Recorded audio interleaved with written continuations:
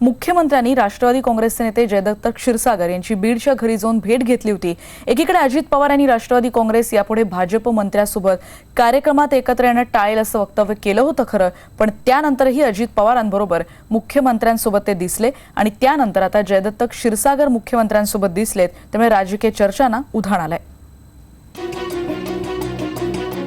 राष्ट्रवादी काँग्रेसचे नेते जयदत्त क्षीरसागर आज सकाळी थेट वर्षा बंगल्यावरती पोहोचले।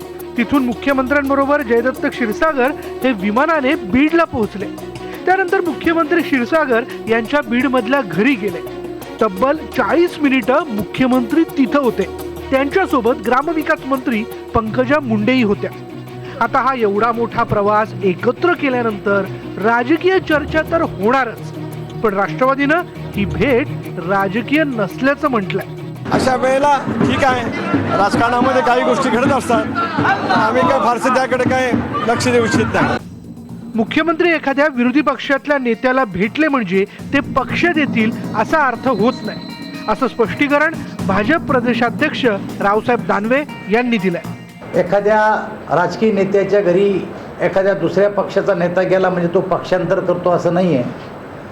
20, 25, 30 वर्ष वेगवेगळ्या पक्षात राहून सुद्धा आमच्या काही लोकांशी संबंध आहेत आणि त्यामुळे एखाद्याच्या घरी जेवणाला, चहाला किंवा एकत्र गेलो याचा अर्थ तो पक्षांतर करेल असं नाही। मागच्याच आठवड्यात अजित पवार यांनी मुख्यमंत्र्यांबरोबर मुंबई ते औरंगाबाद असा प्रवास केला होता। राष्ट्रवादी काँग्रेसची भाजपबरोबर वाढती जवळीक ही चर्चा काही नवीन नाहीये, पण ही चर्चा कमी होण्यासाठी आम्ही मुख्यमंत्र्यांबरोबर एकत्र येणं टाळू असं वक्तव्य अजित पवारांनीच केलं होतं।